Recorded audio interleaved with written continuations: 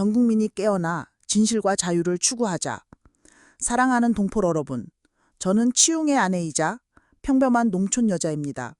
우리 가족은 중국 땅에서 열심히 살아왔습니다. 남편은 산골 소년 시절 중도의 학업을 포기하고 막노동을 시작했으며 이후 베이징에서 창업하여 집과 차를 마련하기까지도 했습니다. 우리는 근면함으로 안정된 삶을 얻을 수 있을 거라 믿었습니다. 그러나 현실은 악몽이었습니다. 남편의 경험은 저를 완전히 깨우쳤습니다. 중공공산당의 통치는 보호가 아니라 족쇄였습니다. 거짓으로 눈을 가리고 폭력으로 진실을 억눌렀습니다. 오늘 저는 아내의 신분으로 이 공개 편지를 씁니다.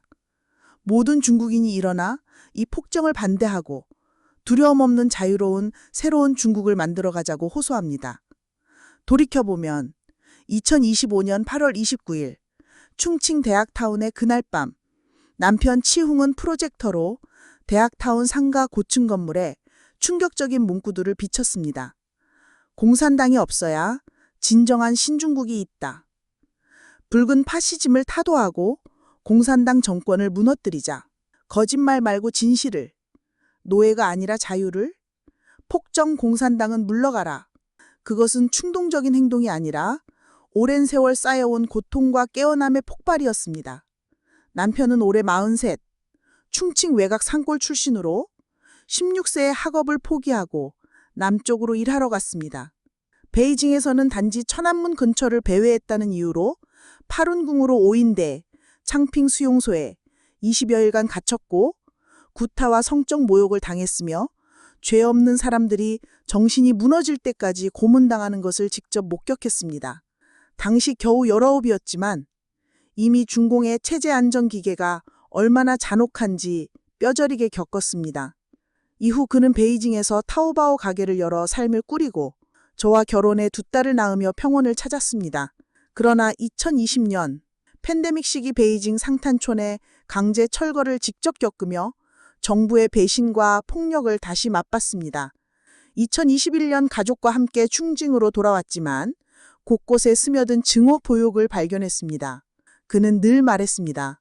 중공의 교과서는 역사를 왜곡하고 일본, 미국에 대한 증오를 부추겨 아이들이 어려서부터 독립적 사고 능력을 잃게 만든다. 그래서 2딸에게 이렇게 가르쳤습니다. 옳고 그름을 스스로 분별하라. 맹종하지 말라. 9.3 열병식 전야의 선전은 그를 더 이상 참을 수 없게 만들었습니다. 수천억 원이 들어간 반파시즘 기념은 실은 도들이 도둑을 외치는 꼴이었습니다. 중공 자신이 바로 붉은 파시스트이며 폭력으로 국민을 다스리는 집단이기 때문입니다. 남편의 행동은 펑리파의 수퉁차오 사건, 백지운동, 지난 프로젝터 시위 등에서 영감을 얻은 것이었습니다. 그는 7월부터 준비를 시작해 중고 프로젝터를 사고 조각기를 빌려 호텔방에서 기술을 독학하고 열흘 넘게 시험했습니다. 8월 10일 충칭의 한 호텔에 들어가 20일 중국을 떠나기 전까지 모든 준비를 끝냈습니다. 21일 우리 가족은 영국에 도착했고 그제서야 그의 계획을 알게 되었습니다.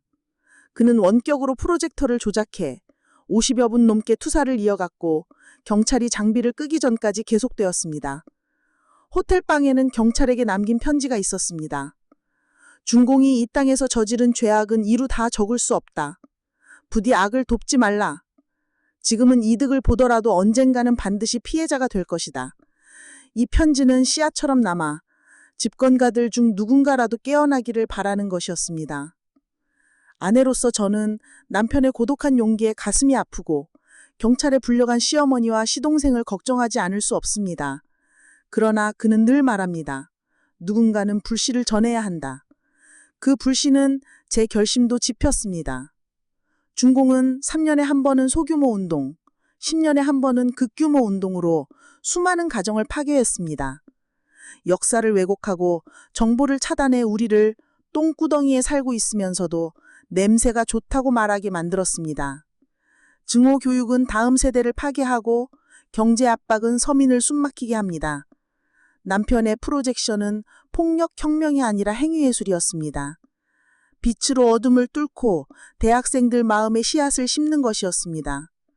동포 여러분, 우리는 더 이상 침묵할 수 없습니다. 중공의 폭정은 철통성이 아니라 거짓과 공포로 유지되는 것입니다. 전 국민의 반대는 무장봉기가 아니라 깨어남에서 시작됩니다.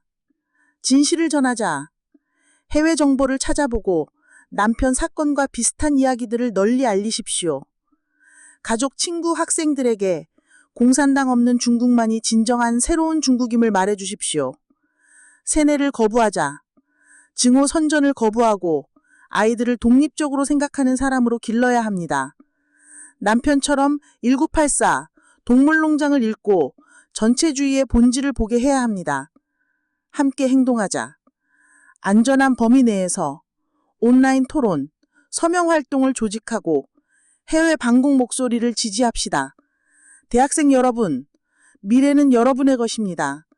깨우치고 일어나십시오. 국제사회에 호소하자. 세계에 우리의 이야기를 알리고 민주와 자유를 쟁취합시다. 남편은 이미 영국에 와 있습니다. 더 많은 이들이 몸으로 장벽을 넘고 진실을 추구하는 대열에 함께 하기를 바랍니다. 우리는 영웅이 아닙니다. 참을 수 없어 일어난 평범한 사람들입니다. 남편은 말했습니다. 나는 불법을 배운 후 인과를 믿게 되었다. 증오의 씨앗을 심으면 반드시 증오의 열매를 거둔다. 이제 우리 두려움 버리고 한마음으로 뭉칩시다. 폭정을 무너뜨리는 것은 끝이 아니라 시작입니다.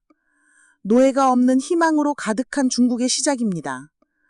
작은 불씨가 큰 들불을 일으킬 수 있습니다. 우리와 함께 하십시다. 중공에 반대하고 자유의 새벽을 맞이합시다. 치웅의 아내 2025년 9월 4일 영국 런던에서